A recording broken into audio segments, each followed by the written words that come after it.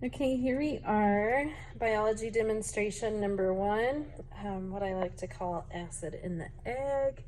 And so for your demonstrations, and the goal of this activity is for you all to begin making observations. And so we'll go for, talk about a few rules of things to do as you're making your scientific observations when you do lab this quarter. And so making observations, it's just like taking notes. So you get to pick. You can either take your notes on a piece of notebook paper or on the computer. Either way, whatever you do, you're gonna save it to your biology folder on your Google Drive. And so, especially in biology, I like to draw a lot. So a lot of times I do my notes by hand. So please, by all means, it's totally fine, probably even better in a lot of instances, to take your notes by hand. And anytime you take notes or make observations or do anything in this class, you want to title it and put the date. And so I did scientific observations, September 2nd, 2020. And so this is just a teacher demonstration, teacher demo, acid in the egg. So that's what I've titled it. And here's where I'm going to be making observations as I watch this demonstration. And that's what you need to do too. You could also make your observations in your biology folder, just typing them directly into your biology folder into a Google Doc. And notice I've gotten myself all organized here. I have my first folder, intro and safety. That's where the safety contract and syllabus are. Scientific method is my unit now. We'll get to this one later, but I went ahead and made a folder. And again, you just right click, new folder, and I named it scientific method. And so I'm gonna go in there, and I've already made my document. Again, make a blank document. You just go to Google Docs, blank document, and that's what I did. And so here I am, scientific observations. And again, I give it a title and the date. And so this is actually going to be a multi-part thing. And so you can put part 1, teacher demonstration. It's called acid in the egg. Okay, so as we make, again, so what I'm going to show you, you are going to take notes either on your computer or on your notebook. All right, taking notes, making observations. And so we have a couple of things to observe, and I've got a light box here I need to plug in. And I don't know if the light box will make a big difference. I got a lot of light coming in here. I just thought it would help things show up a little bit. And so you're like, okay, Rhonda, it's an egg, but you need to make observations, and your number 1 goal is to be as descriptive as possible, include as many details as you possibly can. And you're like, okay, well, it's an egg. So you could first be specific, what kind of egg is it? And you didn't see me crack it, but it's a chicken egg, just like you get at the store. And we see this yolk, this yellow yolk. We see there's some like white solid there, kind of white cloudy. The rest of it's clear. You see it looks very fluid. The clear part is very fluid, very jelly. You can take your pencil, kind of poke around in there if you want. Like, oh yeah, that's very liquidy. Some you can see there's a little thicker part, liquid, thicker gel part. Here's the yolk. It's solid. This solid yellow center. So these are all observations that you're writing down right now, what you observe about it. And you know, if I want to smell, I'm not, I know this egg isn't gonna hurt me, but still I'm in the science lab, and so I'm gonna waft. And to me, I can detect a slight odor. I think it's kind of a foul odor, or even just say slight bad odor. Some people can't stand the smell of eggs. To me, it's just kind of bad. So that's what I would say, slight foul odor. That's how I would say it. So that's my first substance here.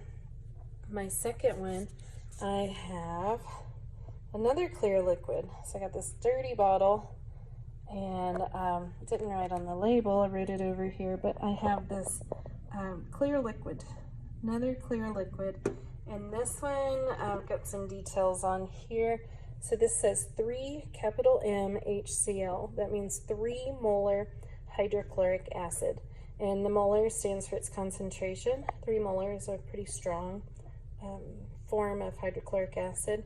And I have 5 milliliters of this. And I wrote that down because I poured that in there. And I should have wrote the date on there too, but I forgot. And so I'll also open this one. And I'm gonna waft here.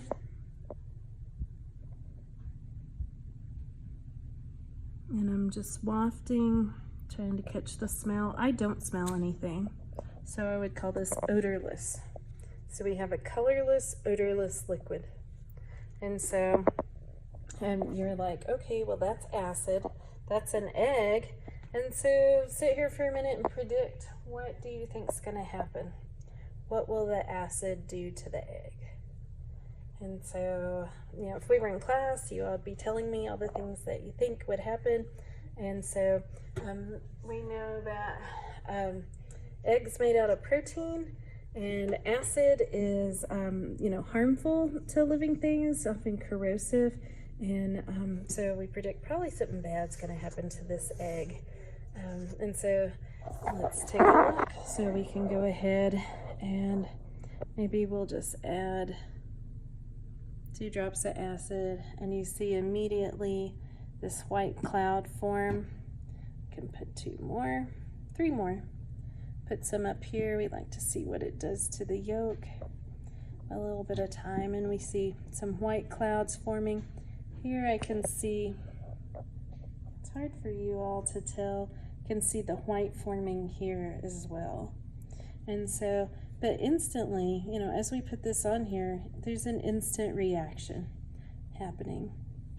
And so, and that white stuff, that white part is a solid. Looks like a solid that's forming in there, that white cloud. And so what's happening, and you'll learn about this as we get into macromolecules, the egg contains protein, albumin.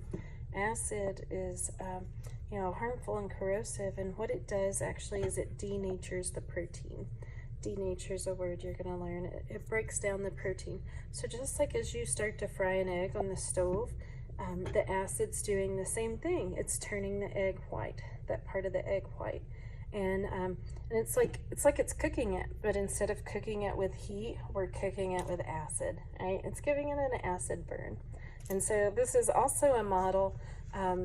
The acid on the egg is also a model because the egg, when a lot of people see this, they think, oh, it looks like an eye, right? You've got the liquid around it and the solid color in the middle, and so it does serve as a model for the eye because your eye is made up of protein as well, the protein crystalline.